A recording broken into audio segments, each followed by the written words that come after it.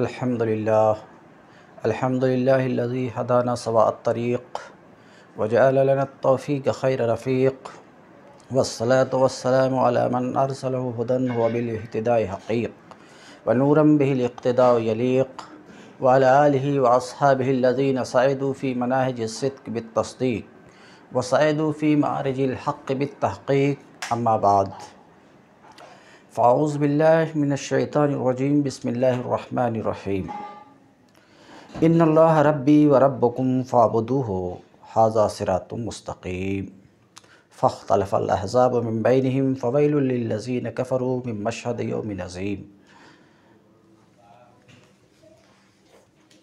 اللہ رب یسر ولا تعسر وتمم بالخیر، رب اشرح لی صدری ویسر لی امری واحلل عقدۃ من لسانی یفقہوا قولی، اللہم ارحمنا بالقرآن العظیم۔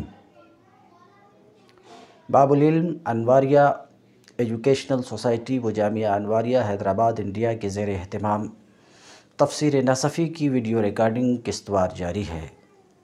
ہمارا آج کا بیان پارہ نمبر 16 سورہ نمبر 19 کی آیت نمبر 36 سے شروع ہوتا ہے۔ ان اللہ ربی وربکم فاعبدوہ۔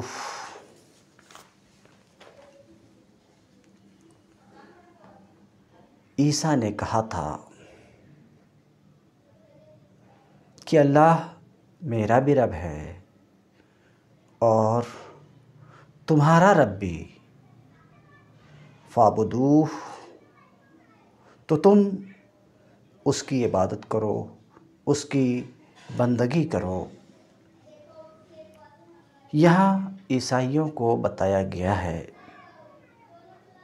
کہ حضرت عیسیٰ علیہ السلام کی تعلیم بھی وہی تھی جو تمام دوسرے انبیاء علیہ السلام لے کر آئے تھے۔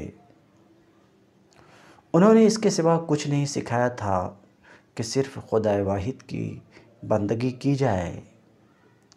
اب یہ جو تم نے ان کو بندے کے بجائے خدا بنا لیا ہے اور انہیں عبادت میں اللہ کے ساتھ شریک کر رہے ہو، یہ تمہاری اپنی ایجاد ہے، تمہارے پیشوا کی یہ تعلیم ہرگز نہ تھی۔ بالکسر شامی، اختلاف قرأت کی طرف مفسر اشارہ کرنا چاہ رہے ہیں کہ کسر کے ساتھ یعنی ان، یہ ابن عامر شامی کی قرأت ہے، وقوفی اور تمام تینوں قراء کوفی کی قرأت ہے علی الابتداء، ابتداء میں ہونے کی وجہ سے۔ وہ من کلام عیسیٰ وَإِنَّ اللَّهَ رَبِّي وَرَبُّكُمْ فَاعْبُدُوهُ، یہ عیسیٰ کے کلام میں سے ہے، اسی لیے میں نے ترجمہ کیا کہ عیسیٰ نے کہا تھا کہ اللہ میرا بھی رب ہے اور تمہارا رب بھی، بس تم اس کی بندگی کرو۔ یعنی کما انا عبدہ فانتم عبیدہ علی وعلیکم ان نعبدہ۔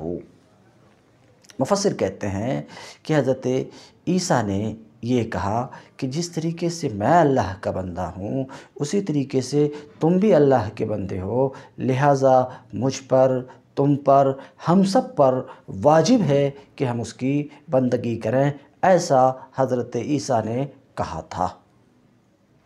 وَمَنْ فَتَحَ، اور جس نے فتح دیا ہے یعنی ان کی جگہ ان اللہ پڑھا ہے، وہ کس طریقے سے؟ جنہوں نے فتح دیا ہے انہوں نے اس کا عطف مانا ہے بالصلاۃ پر، یعنی وَأَوْصَانِي بِالصَّلَاةِ وَبِالزَّكَاةِ وَبِأَنَّ اللَّهَ رَبِّي وَرَبُّكُمْ۔ تو فتح پڑھنے والے نے اس کا عطف کس کے اوپر مانا ہے؟ جنہوں نے فتح دیا ہے انہوں نے اس کا عطف بالصلاۃ پر مانا ہے، بالصلاۃ پر مانا ہے، اس لیے انہوں نے اس کو فتح پڑھا ہے۔ او علقہ بما بعدہ، یا فتح اس لیے پڑھا ہے کہ ما بعد سے اس کو معلق کیا ہے، اس کا تعلق ما بعد سے انہوں نے جوڑا ہے، اس وجہ سے فتح دیا۔ وَلِأَنَّ اللَّهَ رَبِّي وَرَبُّكُمْ فَاعْبُدُوهُ ھذا صراط مستقیم، یہ سیدھا راستہ ہے جو میں نے ذکر کیا جو میں نے ذکر کیا یہ سیدھا راستہ ہے، کیا فعبدو ہو کہ اللہ کی بندگی کرو اور کسی کو اس کا شریک نہ ٹھہراؤ، یہ سیدھا راستہ ہے۔ فاختلف الاحزاب من بینہم، پھر مختلف گروہ، حزب کی جمع احزاب، گروہ، جماعت، پارٹی۔ فاختلف الاحزاب من بینہم، پھر مختلف گروہ باہم اختلاف کرنے لگے۔ یہ کون سے گروہ؟ عیسائیوں کے گروہ۔ الحزب، احزاب کا واحد حزب ہے۔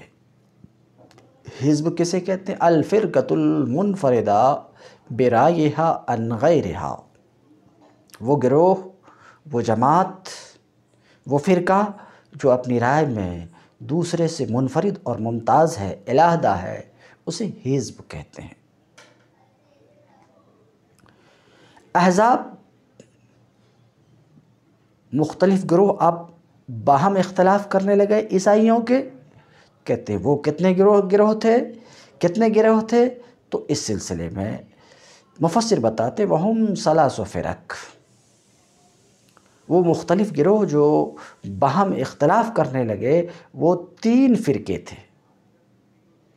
جن کے نام اس طریقے سے ہیں: نستوریہ اور یعقوبیہ اور ملکانیہ۔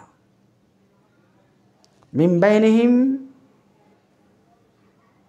باہم انہی میں سے، آپس میں، یعنی انہی کے مختلف گروہ، انہی کے، تو اب انہی کے یہ کون؟ تو اس سلسلے میں 3 قول نقل کرتے ہیں۔ من بینہم یعنی من بین اصحابہ، عیسیٰ علیہ السلام کے اصحاب میں سے مختلف گروہ اختلاف کرنے لگے، ایک قول۔ دوسرا من بین قومہ، عیسیٰ علیہ السلام کی قوم کے لوگ آپس میں، عیسیٰ علیہ السلام کی قوم میں سے مختلف گروہ آپس میں اختلاف کرنے لگے، اور من بین الناس، یا اور لوگوں میں سے، اور لوگ آپس میں، اور لوگوں میں سے مختلف گروہ آپس میں اختلاف کرنے لگے۔ وَذَلِكَ أَنَّ النَّصَارَى اخْتَلَفُوا فِي عِيسَىٰ حِينَ رُفِعَ، اور وہ یعنی عیسائیوں کے گروہ میں اختلاف کا ہونا یہ ثابت ہے اس طریقے سے کہ نصارہ آپس میں اختلاف کیے عیسیٰ علیہ السلام کے بارے میں اس وقت جب ان کو آسمان پر اٹھا لیا گیا۔ ثم اتفقوا علی ان یرجعوا الی قول ثلاثہ، ان کے مابین آپس میں اختلاف ہوا حضرت عیسیٰ علیہ السلام کے آسمان پر اٹھائے جانے کے بعد، اور اختلاف بڑھا یہاں تک کہ ان کے درمیان، نصارہ کے درمیان، عیسائیوں کے درمیان اس بات پر اتفاق ہوا۔ ثم اتفقوا، پھر یہ متفق ہوئے اس بات پر کہ 3 شخص کے قول کی طرف رجوع ہوں۔ کانوا عندہم عالم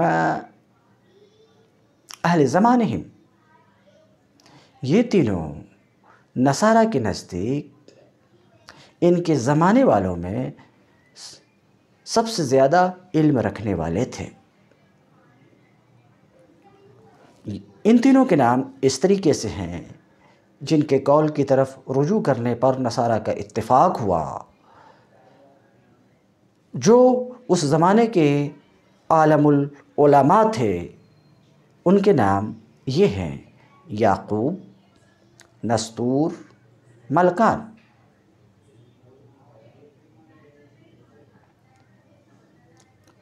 فقال یعقوب، تو یعقوب نے کہا، هو اللہ حبط الی الارض،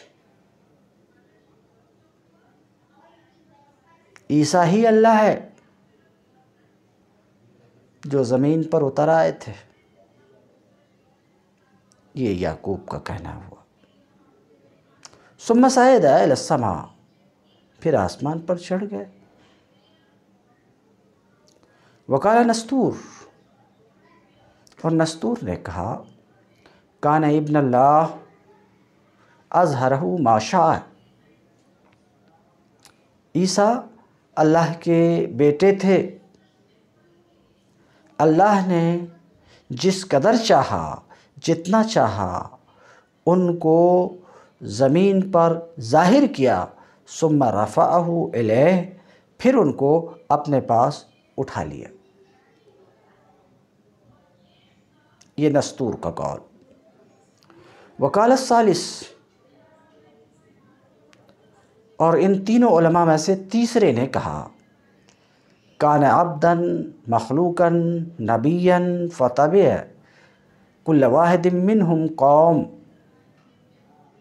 تیسرے نے کہا کہ عیسیٰ اللہ کے بندے ہیں اور اللہ کے مخلوق ہیں اور اللہ کے نبی ہیں، فَتَبِعَ كُلَّ وَاحِدٍ مِّنْهُمْ قَوْمٌ، تو ان تینوں میں سے ہر ایک کی کچھ لوگوں نے پیروی کی۔ بات واضح ہے، آپس میں اختلاف ہوا نصارہ میں۔ حضرت عیسیٰ علیہ السلام کے آسمان پر اٹھائے جانے کے بعد پھر ان کے درمیان اتفاق ہوا کہ اس زمانے کے جو 3 سب سے بڑے علماء ہیں ان کی طرف، ان کے قول کی طرف رجوع کیا جائے۔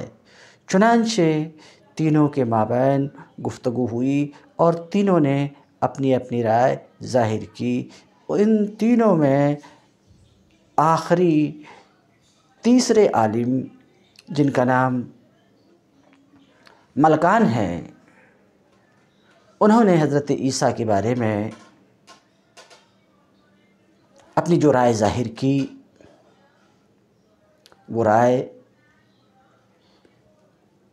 انجیل کے عین مطابق ہے اور قرآن کے عین مطابق ہے اور ہر آسمانی کتاب کے عین مطابق ہے کہ عیسیٰ اللہ کے بندے، مخلوق، نبی ہیں۔ تو ان 3 گروہ میں سے، ان 3 علماء میں سے ملکان انہوں نے جو گفتگو کی وہ گفتگو کتب الہی کے عین موافق تھی اور باقی دو علماء کی گفتگو کتب الہی کے مخالف، شرع کے مخالف، ان کی بات کفر بھری تھی۔ مگر ان تینوں میں سے ہر ایک کی کچھ لوگ پیروی کیے۔ تو ان 3 گروہ میں سے صرف وہ لوگ جنہوں نے ملکان کی پیروی کی، جنہوں نے یہ کہا کہ وہ اللہ کے بندے، مخلوق اور نبی ہیں، یہ گروہ جنہوں نے ان کی اتباع کی، یہ گروہ مومن، باقی 2 گروہ کافر۔ فویل للذین کفروا من مشہد یوم عظیم، سو جن لوگوں نے کفر کیا، الذین کفروا، سو جن لوگوں نے کفر کیا، فویل للذین کفروا من مشہد یوم عظیم، جن لوگوں نے کفر کیا ان کے لیے وہ وقت بڑی تباہی کا ہوگا جب کہ وہ ایک بڑا دن دیکھیں گے۔ من الاحزاب، ان گروہوں میں سے جنہوں نے کفر کیا، بات انہی کی چل رہی ہے، اس لیے گروہوں میں سے من تویز کے لیے لایا مفسر، کہتے ہیں اس لیے کہ ان میں سے ایک تو حق پر تھا، من مشہد یوم عظیم، جب کہ بڑا دن دیکھیں گے، اور یوم عظیم وہ کیا ہے؟ وہ یوم القیامہ، وہ قیامت کا دن ہے۔ او من شہودہم حول الحساب والجزاء فی یوم القیامہ، بتانا چاہ رہے ہیں کہ یہ مشہد یا تو شہود سے بنا ہے، تو معنی مشہد یوم عظیم کا معنی یہ ہے کہ جس وقت وہ معائنہ کریں گے، شہود معائنہ کرنا، جس وقت وہ معائنہ کریں گے، جب وہ معائنہ کریں گے قیامت کے دن میں حساب اور جزا کی ہولناکیوں کا۔ تو اگر یہ مشہد شہود سے ماخوذ ہے تو یہ معنی ہے او من شہادت ذالک الیوم، یا مشہد شہادت کے معنی میں ہے۔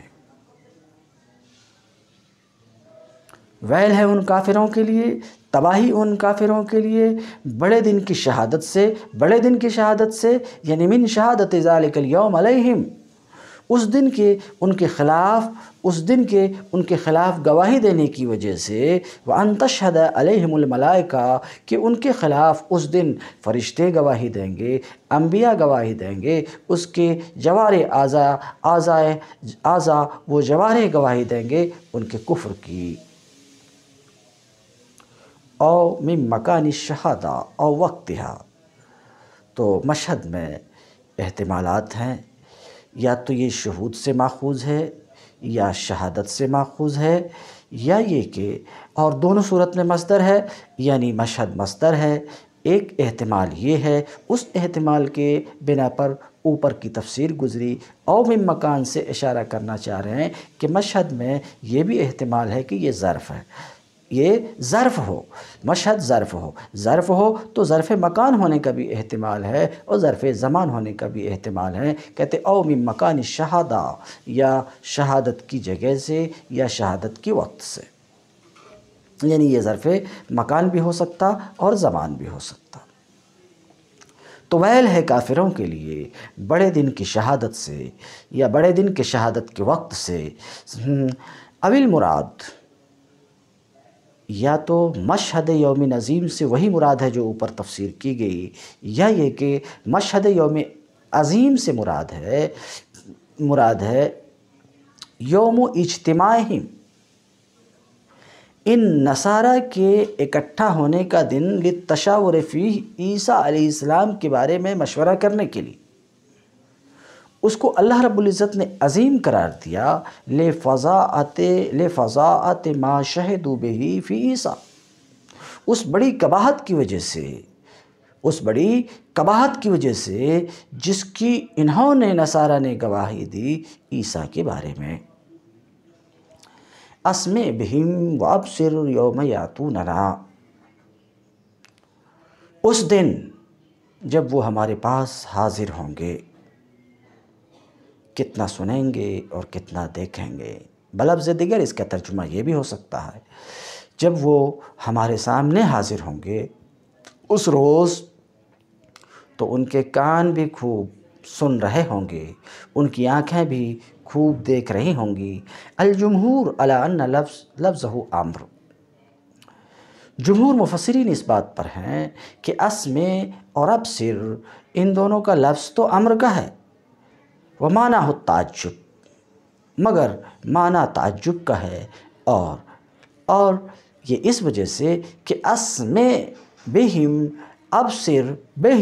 ابصر یہ بھی تعجب کا ایک وزن ہے، فعل تعجب کے دو وزن ہیں، ما افعلہ افعل بہی کے وزن پر ہے، افعل بہم کے وزن پر ہے، اسمع بہم، تو لفظ تو امر کا ہے لیکن معنی تعجب کا ہے، اور اللہ تعالیٰ تعجب سے پاک ہے۔ تو مراد یہ ہے، لیکن المراد ان اسماعہم و ابصارہم، مراد یہ ہے کہ ان کے کان اور ان کی آنکھیں اس قابل ہوں گے کہ ان سے تعجب کیا جائے، ان سے تعجب کیا جائے، ان یتعجب منہما، کہ ان سے تعجب کیا جائے، حالانکہ بعد اس کے کہ وہ بہرے اور اندھے تھے دنیا میں۔ یہ معنی ہے اسمع بہم و ابصر کا۔ قال قتادہ انموا وصموا عن الحق فی الدنیا فما اسمعہم وما ابصرہم بالہدی، تعجب کے دوسرے وزن سے انہوں نے تفسیر کی۔ قتادہ نے کہا کہ اگرچہ کفر اختیار کرنے والے دنیا میں حق سے اندھے اور بہرے بنے ہوئے تھے، اگرچہ اندھے اور بہرے بنے ہوئے تھے، مگر اس دن کیا خوب سنیں گے اور کیا خوب دیکھیں گے ہدایت و ایمان کو، جس دن کہ سننا اور دیکھنا ان کو کچھ نفع نہیں دے گا۔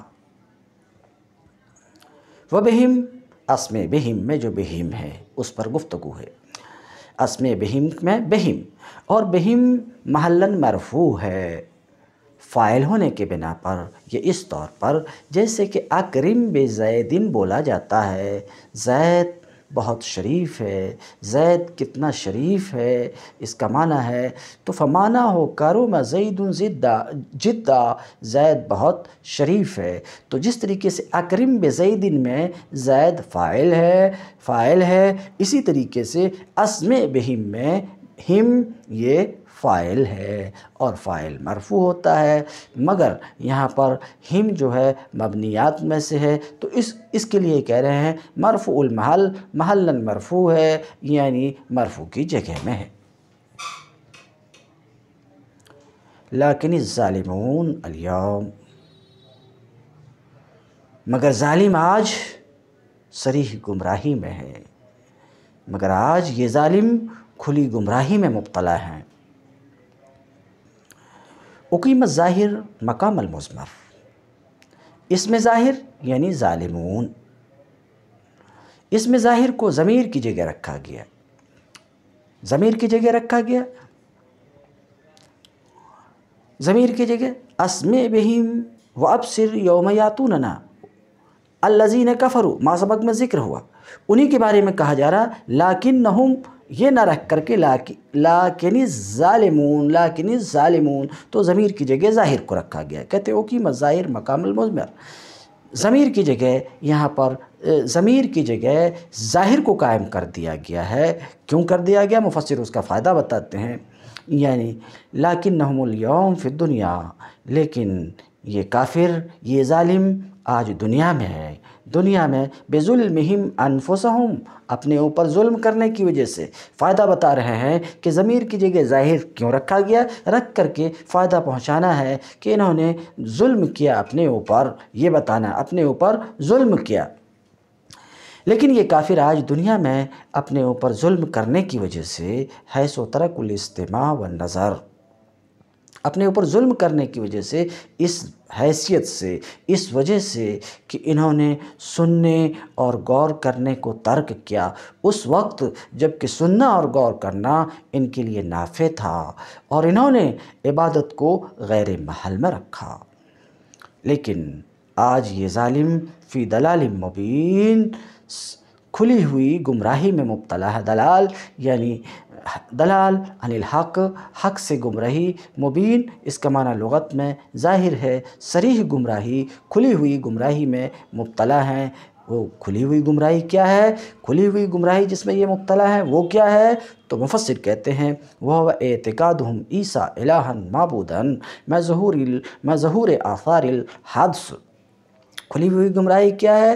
وہ ان کا عیسیٰ علیہ السلام کے بارے میں یہ اعتقاد رکھنا کہ وہ معبود ہیں، الہ ہیں، یہ صریح گمراہی ہے۔ میں ظہور آثار الحدث، حدث حدوث کی علامات ظاہر ہونے کے باوجود، تو صریح گمراہی میں مبتلا ہیں۔ صریح گمراہی کیا ہے؟ ان کا عیسیٰ علیہ السلام کے بارے میں الہ و معبود ہونے کا اعتقاد، حدوث کے علامات و نشانیوں کے ظاہر ہونے کے باوجود۔ فیہ اشعار، اس میں اس بات کی طرف بھی اشارہ ہے، باخبر کرنا ہے کہ ان کے ظلم سے بڑا کوئی ظلم نہیں ہے۔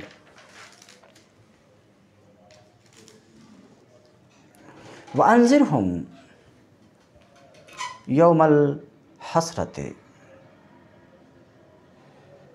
اذ قضی الامر وہم فی غفلۃ وہم لا یؤمنون۔ اے نبی، اے محبوب، یہ ترجمہ یہاں سے انذر کا خطاب مخاطب نبی کریم صلی اللہ علیہ وسلم ہے۔ اے محبوب، اس حالت میں جبکہ یہ لوگ غافل ہیں، وہم فی غفلہ، اس حالت میں جب کہ یہ لوگ غافل ہیں اور ایمان نہیں لا رہے ہیں، وہم لا یؤمنون، اور ایمان نہیں لا رہے ہیں، انہیں اس دن سے ڈراؤ، وانذرہم، انذر، انہیں اس دن سے ڈراؤ جب کہ فیصلہ کر دیا جائے گا، قضی الامر، جب کہ فیصلہ کر دیا جائے گا اور پچھتاوے کے سوا کوئی چارہ کار نہ ہوگا۔ خوفہم، مفسر انذر کا معنی بیان کر رہے ہیں، خوفہم، انہیں ڈراؤ۔ یوم الحسرہ سے مفسر مراد بتاتے ہیں کہ حسرت کے دن سے مراد قیامت کا دن ہے۔ قیامت کے دن کو یوم الحسرہ کیوں کہا گیا؟ لِأَنَّهُ يَقَعُ فِيهِ النَّدَمُ عَلَى مَا فَاتَ، اس لیے کہ اس دن پچھتاوا ہوگا، حسرت ہوگی اس چیز پر جو رہ گئی، جو چھوٹ گئی، ما فات پر اس دن حسرت و پچھتاوا ہوگا۔ اس وجہ سے اس دن کو یعنی قیامت کے دن کو یوم الحسرہ بھی کہا جاتا ہے۔ وفی الحدیث اذا رأوا منازلهم فی الجنہ ان لو آمنوا، اور حدیث میں ہے کہ جب کفار جنت میں اپنے منازل کو دیکھیں گے کہ اگر وہ ایمان لاتے تو ان کے لیے یہ منزلیں ہوتی تو اس وقت یہ پچھتائیں گے۔ محشی لکھتے ہیں کہ حدیث کی کتاب میں مجھے یہ حدیث نظر نہیں آئی، مگر اس دن کا پچھتاوے کا دن ہونا یہ تو واضح ہے کہ اس دن مافات پہ پچھتاوا ہوگا، اس لیے قیامت کے دن کو یوم الحسرہ بھی کہتے ہیں۔ یہ بدل ہے یوم الحسرہ سے، ڈراؤ انہیں حسرت کے دن سے یعنی اس وقت سے۔ بدل کی تعریف ما سبق میں ذکر کر چکا ہوں، نسبت میں مقصود وہی ہوتا ہے، ڈراؤ اس وقت سے جب ایسا ہو جائے گا۔ تو یا تو بدل ہے یوم الحسرہ سے، یا یہ کہ ظرف ہے، اور ظرف یا یہ کہ ظرف ہے حسرت کا، وہ مصدر، اور حسرت کیا ہے؟ مصدر ہے۔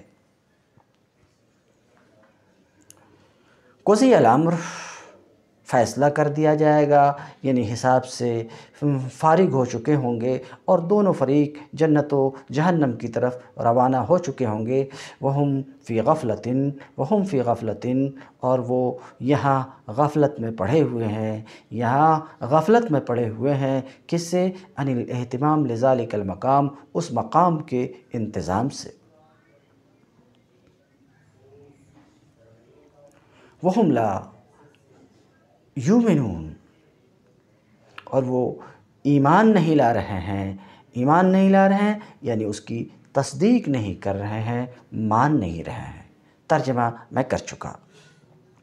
وہم حالان، اے وانذرہم علی ھذا الحال، غافلین غیر مومنین، اور ہم اشارہ کرنا چاہ رہے ہیں، وہم فی غفلۃ کے لیے پہلا ہم لایا، وہم لا یؤمنون اس کے لیے دوسرا ہم لایا، یعنی وہم فی غفلۃ اور وہم لا یؤمنون، یہ دونوں حال ہیں۔ ڈراؤ انہیں اس حال میں کہ وہ غفلت میں پڑے ہوئے ہیں، اس حال میں کہ وہ تصدیق نہیں کر رہے ہیں، کہتے ہیں وہم حالان، یہ دونوں حال ہیں، یعنی وانذرہم علی ھذا الحال، انہیں ڈراؤ اس حال پر کہ وہ غافل ہیں، تصدیق نہیں کر رہے ہیں، ایمان نہیں لا رہے ہیں۔ انا نحن نرث الارض ومن علیہا، آخر کار ہم ہی زمین اور اس کی ساری چیزوں کے وارث ہوں گے، اور سب ہماری طرف پلٹائے جائیں گے، سب ہماری طرف وَإِلَيْنَا يُرْجَعُونَ، سب ہماری طرف پلٹائے جائیں گے۔ اللہ رب العزت فرماتا ہے، یعنی مفسر کہتے ہیں نتفرد بالملک والبقاء عند تعمیم الخلق والفناء، ساری مخلوقات کے فنا ہو جانے، مر جانے اور فنا ہونے کے وقت ملک اور بقا میں ہم یکتا ہوں گے، یہ معنی ہے انا نحن نرث الارض ومن علیہا کا، بقول مفسر کے ملک اور بقا میں ہم یکتا ہوں گے جیسا کہ خود کتاب میں ہے کہ اللہ رب العزت فرمائے گا لمن الملک اليوم للہ الواحد القہار، اور بقا میں وَيَبْقَى وَجْهُ رَبِّكَ ذُو الْجَلَالِ وَالْإِكْرَامِ كُلُّ مَنْ عَلَيْهَا فَانٍ وَيَبْقَى وَجْهُ رَبِّكَ ذُو الْجَلَالِ وَالْإِكْرَامِ، ہم ہی ملک حکومت میں یکتا ہوں گے اور بقا میں یکتا ہوں گے سب کے مر جانے اور فنا ہونے کے وقت۔ یہ معنی ہے اِنَّا نَحْنُ نَرِثُ الْأَرْضَ وَمَنْ عَلَيْهَا کا۔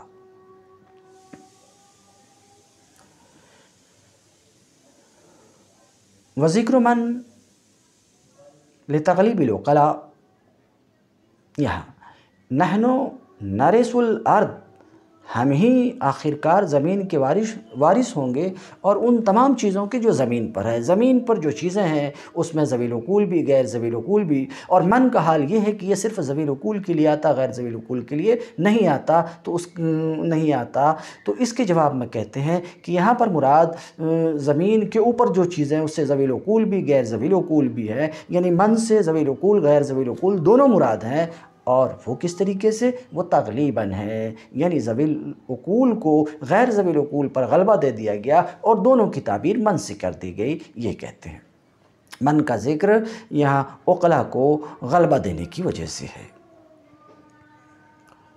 وَإِلَيْنَا يُرْجَعُونَ، اور سب ہماری طرف پلٹائے جائیں گے، بضم الیا یعنی یرجعون، بضم الیا و فتح الجیم، یا کے ضم اور جیم کے فتح کے ساتھ، یعنی یرجعون، یہ عام قرہ کی قرأت ہے، عام قرہ کی قرأت ہے، وہ فتح الیا اور یا کے فتح کے ساتھ یعنی یرجعون، یہ یعقوب کی قرأت ہے۔ اور سب ہماری طرف پلٹائے جائیں گے، یردون، سب ہماری طرف پلٹائے جائیں گے، تو سب کو مناسب جزا، مناسب بدلہ دیا جائے گا۔ سب ہمارے پاس پلٹائے جائیں گے تو سب کو مناسب جزا اور بدلہ دیا جائے گا۔ وآخر دعوانا ان الحمد للہ رب العالمین۔